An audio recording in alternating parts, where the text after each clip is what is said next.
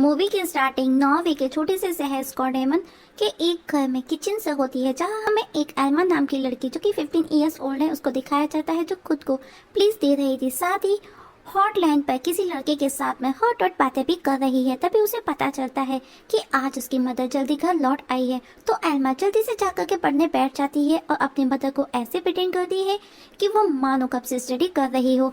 Elma hyper sexual बनती है, जो अपनी फैंटेसी को पूरा करने के लिए इमेजिनेशन या फिर हॉटलाइन पर कॉल कर फोन सेक्स करके खुद की भावना को शांत कर खुद को प्लीज करती है। इसके बाद में जब वो अपने डॉग को लेकर के वॉक करने जाती है तो उसे स्कूल बॉय आर्थर मिलता है, जो कि उसी का क्लासमेट है। एल्मा आर्थर की तरफ अट्रैक्ट थी। कभी कभी तो वो आर्थर को ही इमेजिन करके भी खुद को प्लीज करती थी, और तभी वो आर्थर को नाइट में अपने रूम में इमेजिन करती है, जो कि उसे बहुत ज्यादा प्यार कर रहा है। कुछ देर में ही एल्मा सपने से बाहर आ जाती है। मिस ये भी उसका इमेजिनेशन ही था। नेक्स्ट सीन में एल्मा को उसके दो फ्रेंड्स सारा और इंग्रिड के साथ में दिखाया जाता है।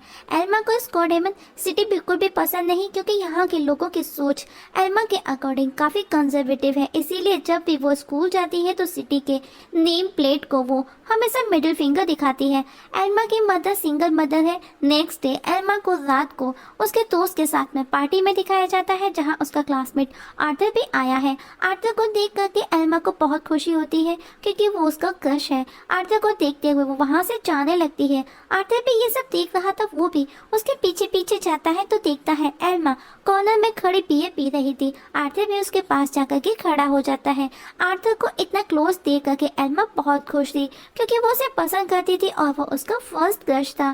तभी अचानक से आर्थर अपना रिप्रोडक्टिव पार्ट एल्मा को टच करने लगता है।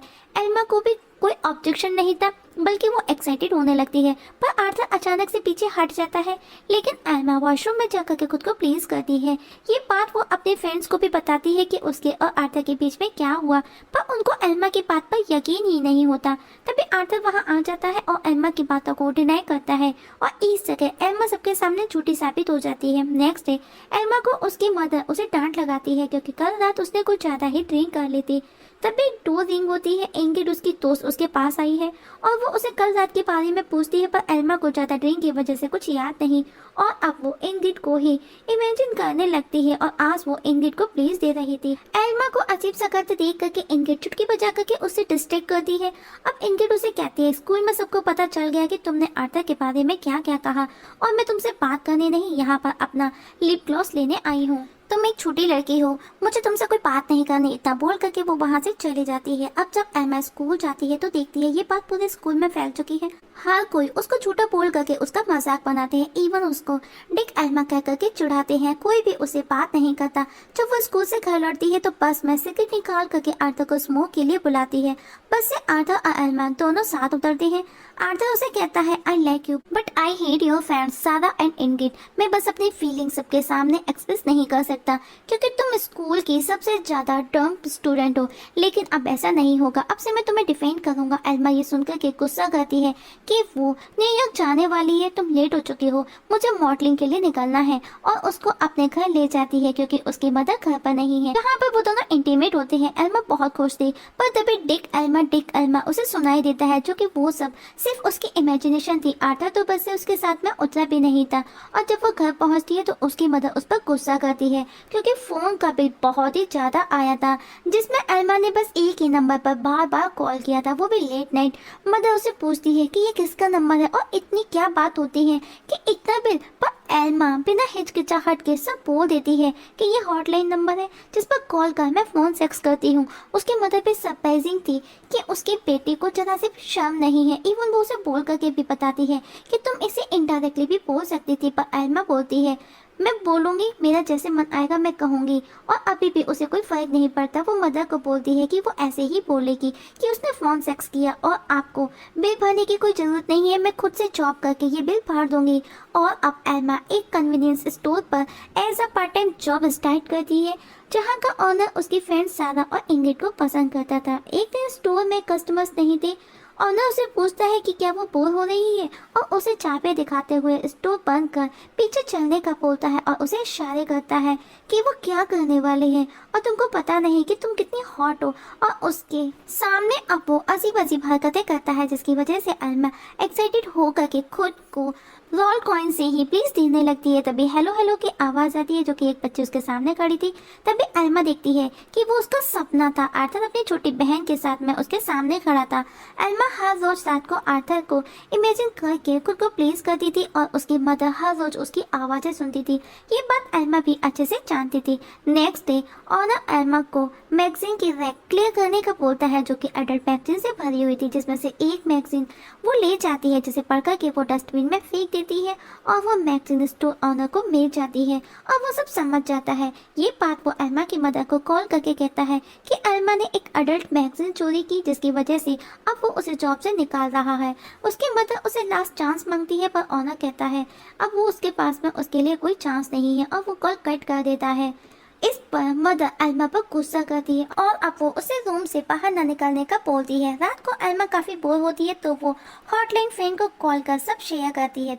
तो वो उसे बोलता है सिचुएशन कितनी भी प्रॉब्लमेटिक हो तुम्हारे पास में ऐसा कोई तो अपने साथ होना चाहिए जिसके साथ में तुम अपनी हर बात शेयर कर सको। एल्मा फ्रस्ट्रेट होकर के वाइन पीने लगती है और अपनी मदर को अपनी दोस्त सारा के साथ में बातें करते हुए देख रही थी और अपनी मदर और सारा की बातें सुनकर के एल्मा को बहुत गंदा फील होता है क्योंकि उसकी मदर उसकी हरकतों की वजह से काफी परेशान हो चुकी है। अब वो वाइन पीते हुए आर्थर के पास जाकर के उसे अपने उस दिन की बात को एक्सेप्ट करने का बोलती है जबकि वो सच था, पर मैं सबके सामने झूठी बन गई हूँ। उस दिन की वजह से सब लोग मुझे डिक एल्मा कह करके मेरा मजाक बनाते हैं। मेरी मदर को भी कितना अमेजिंग फील हो रहा है। मुझे नहीं पता मेरे साथ क्या हो रहा है पर मैं तुम्हें पसंद करती हूँ और तुम्हारे साथ में फुल लाइफ स्पेंड करना चाहती हूँ। पर आर्थर उसे मना कर देता है। वो बोलता है कि उसकी ऑलरेडी एक गर्लफ्रेंड है तो और मैं उसे ही प्यार करता हूँ, मैं तुमको पसंद भी नहीं करता। इस सब से एल्मा बुरी तरह से हर्ट होती है और वो डिप्रेस हो जाती है और अब उसके पास में इस सिटी में रहने की कोई रीजन नहीं। स्कूल में सब उसका मजाक बनाती हैं, उसकी मदर भी उसको नहीं समझती। इस सब से वो इतनी डिस्टर्ब हो जाती है कि वो नाइट में ही रोड पर निकल पड़ती है और किसी अनजान शख्स से लिफ्ट लेकर के ऑस्लो पहुंच करके अपनी फ्रेंड मारिया के घर पहुंचती है, जहां पर मारिया अपने और फ्रेंड से उसे मिलवाती है। मारिया उन सबको अपनी प्रॉब्लम बताती है और वो सभी उसकी प्रॉब्लम्स को अच्छे से समझते हैं और उसे बताते हैं कि इस सिचुएशन से कैसे सर्वाइव किया जा सकता है और अब सब साथ में गाना गाते हैं, डांस करते हैं। आज एल्मा को काफी गुड फील होता है और नेक्स्ट डे वो वापस घर लौटती है। उसकी मदर उसके लिए वरीड थी। एल्मा को वापस देख करके वो समझ चुकी थी कि फर्स्ट उसके लिए उसकी बेटी है और उसकी खुशियाँ। एल्मा भी बड़ी होने लगी थी। उसके मदर कुछ दिन के लिए एल्मा के साथ में पेरिस घूमने जाने का प्लान बनाती है और यही एल्मा को चाहिए था। लोगों का समय उनका साथ एल्मा भी खुश थी। एक दिन आर्थर एल्मा के पास आता है और बताता है उस दिन उससे जो भी बोला झूठ था, उसकी कोई गर्लफ्रेंड नहीं है बल्कि मैं तो तुमको ही पसंद करता हूँ और तुमसे ही प्यार भी करता हूँ। पर एल्मा कहती है तुम डरपोक हो और अब जब तक तुम वो सब एक्सेप्ट नहीं कर लेते कि तुमने अपना रिप्रोडक्टिव पार्ट मुझे टच किया तब तक मुझसे बात नहीं करना, मेरे सामने नहीं आना। अब एल्मा और सारा के बीच में भी बॉन्डिंग बनने लगी थी और दोनों के बीच में अच्छी सी फ्रेंडशिप हो जाती है। और नेक्स्ट डे जब वो स्कूल पहुंचती है तो देखती है आर्थर एक बड़े सी बैनर के नीचे खड़ा है जिस बैनर पर लिखा था कि मैंने मतलब कि आर्थर ने अपना रिप्रोडक्टिव पार्ट एल्मा से टच किया, मतलब कि आर्थर ने अपनी बात एक्सेप्ट कर ली थी जो भी उसने उसके साथ किया। इस सब से एल्मा बहुत खुश थी और स्कूल में जो उसकी खराब इमेज थी वो भी ठीक हो जाती है। नेक्स्ट सीन में हमें एल्मा, आर्थर और एल्मा की मदर को तीनों को साथ में डिनर करते हुए दिखाया जाता है। एल्मा अपनी मदर को पूछती है कि क्या आज रात आर्थर उनके घर रुक सकता है, जिस पर एल्मा की मदर साफ मना कर देती है नो, और इस नो पर ही मूवी खत्म हो जाती है।